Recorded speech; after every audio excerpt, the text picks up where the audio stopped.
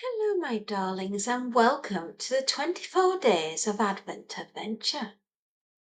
Today is day 13, and we're going old school. We're going back to the 90s. We are going to do the yearbook by Peter Lerangis, or Lerangis. I think I pronounce it Lerangis. You have no idea how long I have searched for this book. It's a story that I read many, many years ago. I did tell you the tale. I was babysitting. I was very engrossed in this book. So much so I didn't see the little child I was babysitting come down the stairs until she was breathing on the back of my neck. At which point I was at a very scary part in the book. I started to scream. The child started to scream. Oh, dearie me. And then her mum and dad came home and they were screaming. It was mad. It was hysterical. It was the funniest thing. Oh, dear Lord. I still smile when I think about it. But for the life in me, I could not find this book until about a week ago, 2 weeks ago. Anyway, it's not in the best of conditions. It is protected by a clear book cover. But 1994, 1st of April 1994. All right, 18. Yeah, such a good time. Anyway, let me tell you a little bit about the yearbook. It is bonkers. And it's so different from all the other point horror books that I've ever come across. When I explain it to you, you'll understand why. But if you're a fan of H.P. Lovecraft, Buffy the Vampire Slayer, Stranger Things, you're going to love this because it's so Lovecraftian and Stranger Things. And yeah, Buffy, definitely Buffy, is a big influence on this, or should I say, this has been a big influence on the Stranger Things as well. The Upside Down. Yeah, I wonder if they read this book when they were thinking about it. Absolutely. Well, anyway, our main protagonist is David Kallas, and the female that he's interested in is Ariana Mass, who's already got a boyfriend, but it doesn't stop David wishing it was him. Well, David, you never know. You might get lucky, lad. I'm not spoiling it for you. Anyway, we first meet David and Ariana on top of a hill above Wetherby in Massachusetts. The wonderful thing about Wetherby is no more because David, God bless him, and Ariana have just blown it up. They've blown up their hometown. They're 17 years old and they've blown up their hometown.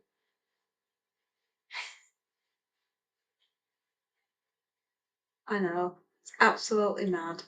Absolutely mental. In fact, I think I was turning 19 when I first got this book because it was just amazing. I loved it.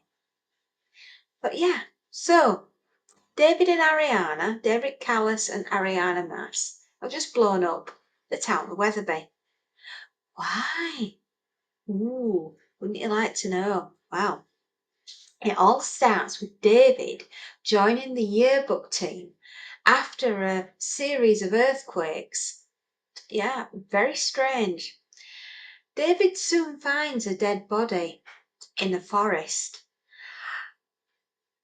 And not only that, in the yearbook that he's running, funny poems start to appear by the sides of 6 other students.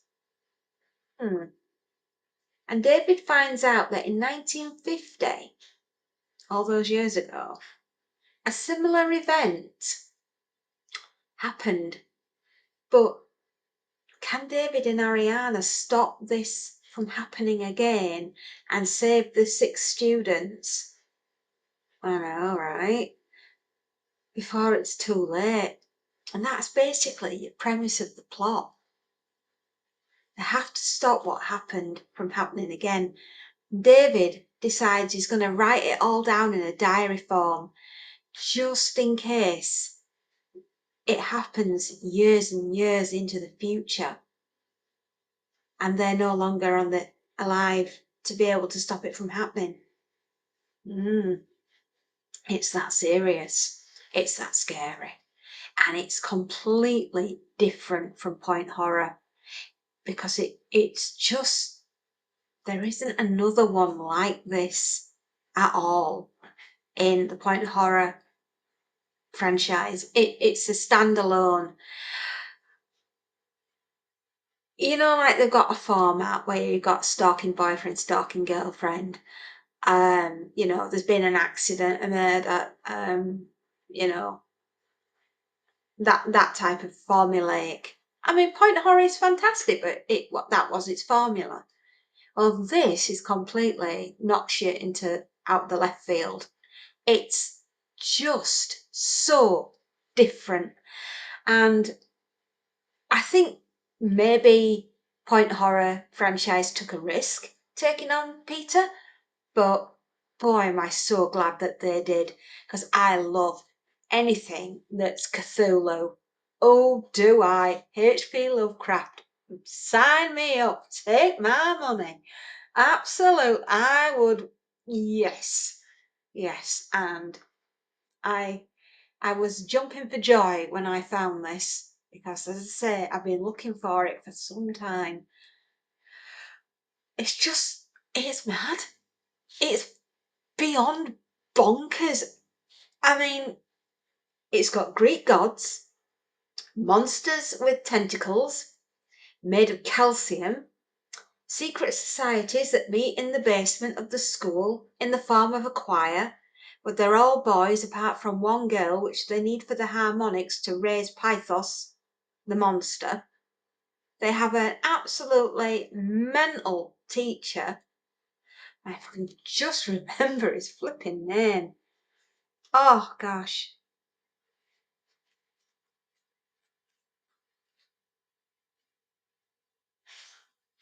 Mrs. Clatch, greet me with the words. It's not her.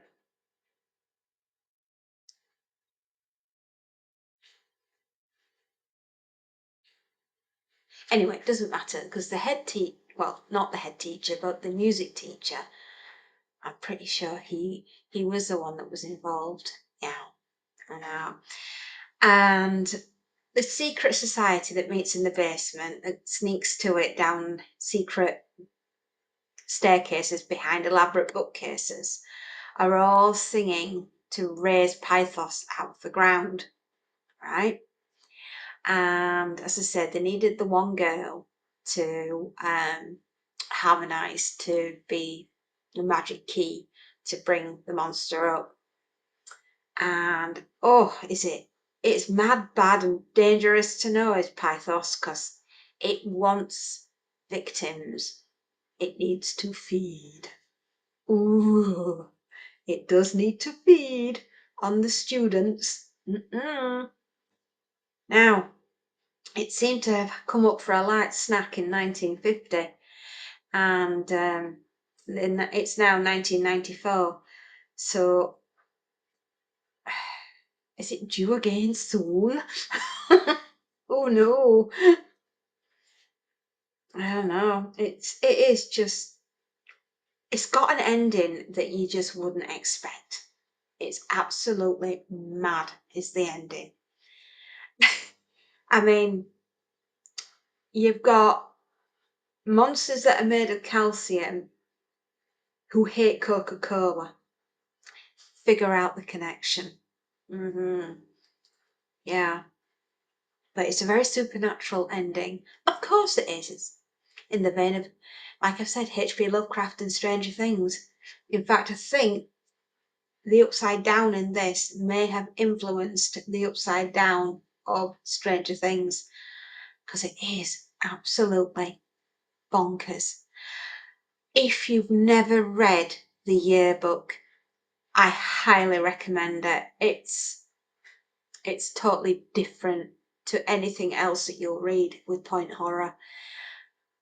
And it's been on my radar for some time to try and find, and I cannot understand the utter joy in my heart finally getting my hands on a copy. And it's, as I say, it's not in the best condition, but they are so hard to find. It was like, take my money, give it to me, please. I haven't read this since I was a teenager. Happy days, happy days. Well, true to form, well, let me read a little bit for you. Prologue. My name is David Kallas. I am in trouble. I do not know how long I will live. My only possessions are the clothes I'm wearing and my backpack, which contains this pen and pad. I do not know if my mother and my house still exist. What's more, I have a splitting headache. But let's look on the bright side. I am alone with Ariana Mass. I am too embarrassed to say exactly how that makes me feel. She is smart and gorgeous and kind and thoughtful, and she has a body to die for, which I am reminded of only because our clothes happen to be tattered in some convenient places. We are alone on top of a hill outside Wetherby, Massachusetts, without anyone around us for miles. Unfortunately, Ariana is fast asleep. She is also sucking her thumb and muttering. This is not normal for her. Don't think. I don't know. But under the circumstances, I can't blame her. Which brings me to the minus side. I believe I have destroyed my entire hometown. This, of course, weighs heavily on my mind. It's a big thing for a 17-year-old to do, possibly a first. I would say so, son. Yeah. I think, however, it's too late to put it on my college applications.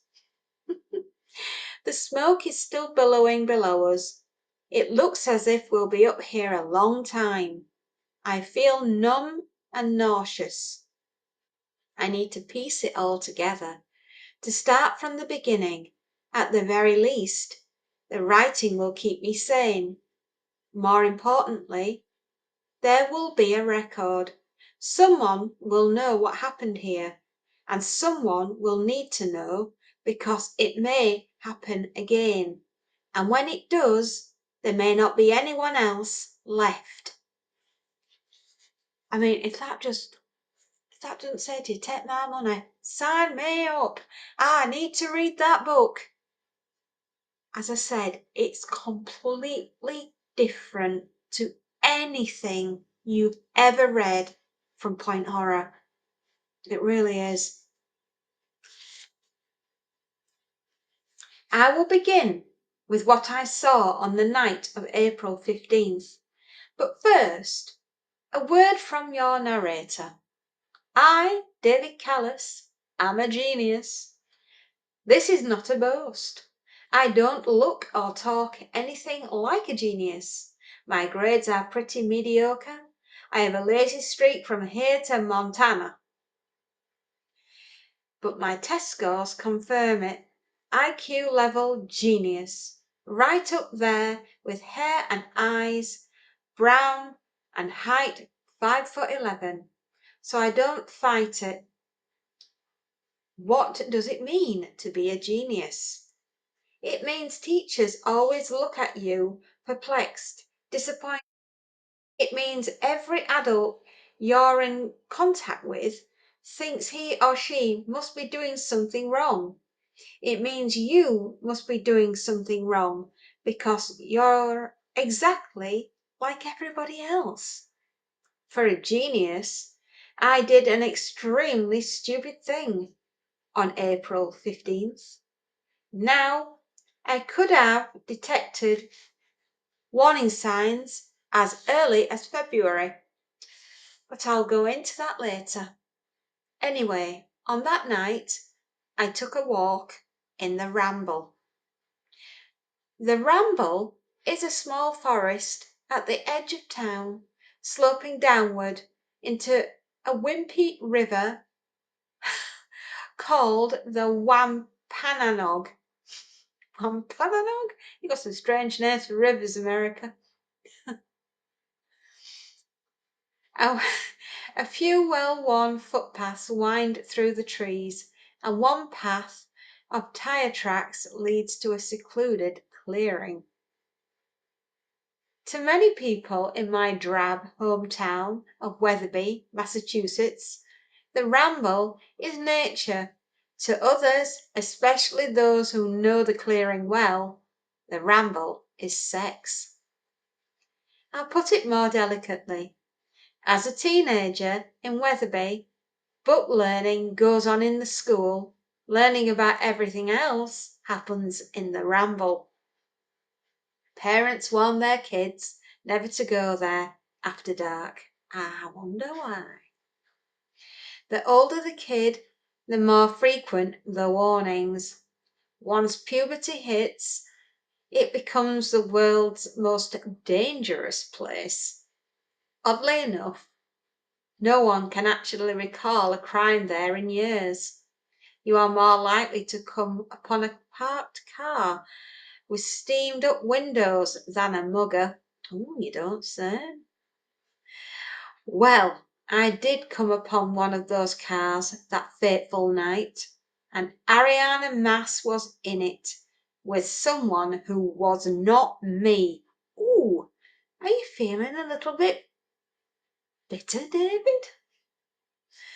I admit I asked for it. I kind of thought she'd be there. I was on a very indirect route to the print shop to proofread our high school yearbook, the Wetherby Voyager. I guess my curiosity had gotten the worst of me. Oh, David. Her thick red hair was unmistakable, even mashed against the mousy brown hair of her boyfriend, Smut. Yes, Smut. The initials stand for Stephen Matthew Underwood Taylor. I had an urge to pull open the car door and yank the guy out, but I didn't. I may be a genius, but I'm not a hero. I slunk away before they could see me. If I had a tail, it would have been between my legs. Ariana was discovering heaven in a Chevy. Ooh. While I was off to check for apostrophes. What a life! The weather had been horrendous for months, so the river was pretty swollen. It wasn't the messy sewage choked trickle we'd all come to know and love. I decided to follow it to the other side of the Ramble. That would put me on the road to someday my prince will come. What a name for a shop. I love it. Which I think is the dumbest name for a print shop ever invented. Don't knock it, mate. I think it's great. That was when I saw the brownish lump of fur. It was floating on the water, mostly hidden by a boulder. At first I thought it was a badger or a river rat. I was still angry and frustrated and hurt thinking about Ariana, and that it's the only explanation I can give for what I did next. I picked up a rock and tiptoed closer. Being quiet was easy. After all the recent storms, the fallen branches were soggy and the ground soft. Slowly I made my way around the boulder. The critter was still Sleeping maybe. Easy target. I cocked my arm, took aim and threw. Thud. Dead on, right in the critter's side. I braced for a yelp or a scream. If the thing came after me, I would need to book. But the rock bounced silently away. It left a small indentation in the flesh. I slumped and sighed. Hooray for me, I'd hit a dead rat. I stepped out from behind the boulder, feeling extremely stupid. Now I got a closer look at the fur. It wasn't fur. Fur was not that long. Not on any animal you'd find in the ramble. But it couldn't be what I thought it was.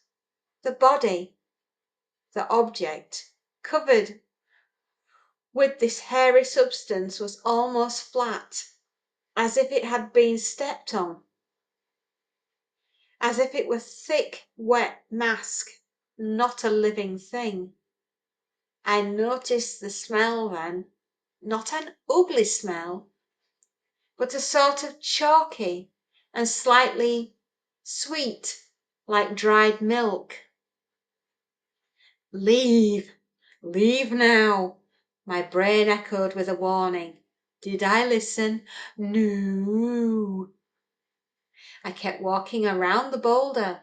I reached down and pulled the brown hairball towards me. Why, I'm still asking myself.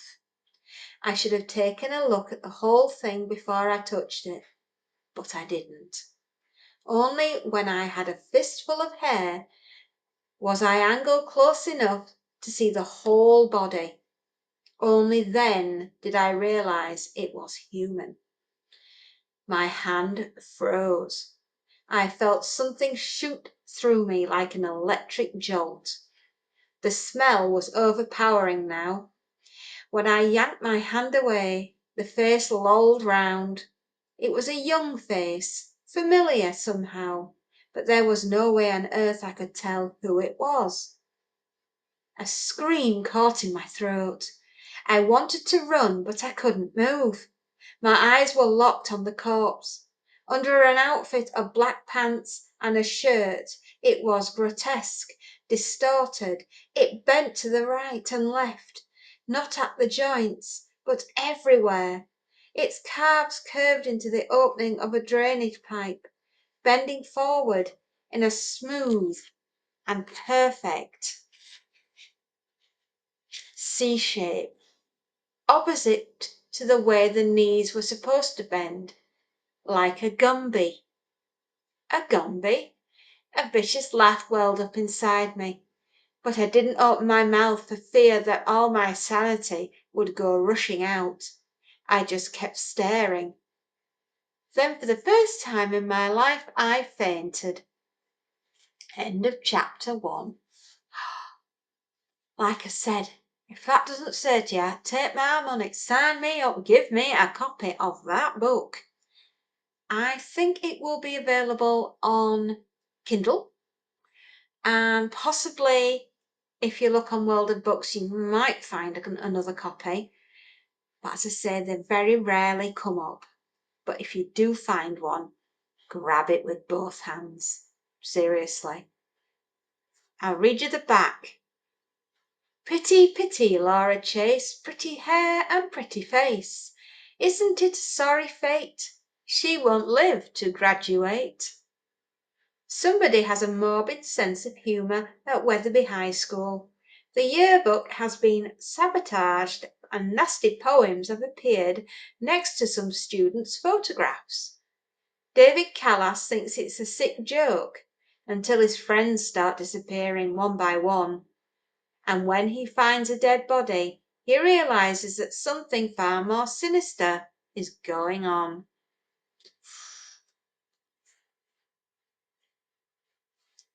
My name is David Kallas. I am in trouble. I do not know how long I will live. My only possessions are the clothes I'm wearing and the backpack which contains his pen and pad. I do not know if my mother and my house still exist. I need to piece it all together to start from the beginning. At the very least, the writing will keep me sane. More importantly, there will be a record. Someone will know what happened here, and someone will need to know because it may all happen again. And when it does, there may not be anyone left to tell them what happened. Yes, you want to read it now, don't you? As I say, it's completely different from any point horror book you will ever read. It's a standalone. It truly is. Well, thank you, my darlings, for coming along for day 13. And I truly hope you've enjoyed this little Lovecraftian nugget of joy. Ooh, because I know I have. And I've reread it. Ooh, and I love it, love it, love it. I do. Childhood memories. So happy. So happy I found it. Anyway, come back tomorrow for day 14, when we will have goodness knows what on our adventures in Adventland. Yes, 24 days of adventures. It's nearly Christmas, everybody. I bet you're looking forward to it, aren't you? I know I am. Yep, I surely am. So I'll say what I always do, my darlings. Happy readings and enjoy. If you like what I do, give me a thumbs up. If you really like what I do, you can always give me a follow and come back for day 14. And what crazy adventures we're going to have. Who knows? But we're going to have one anyway. Bye-bye.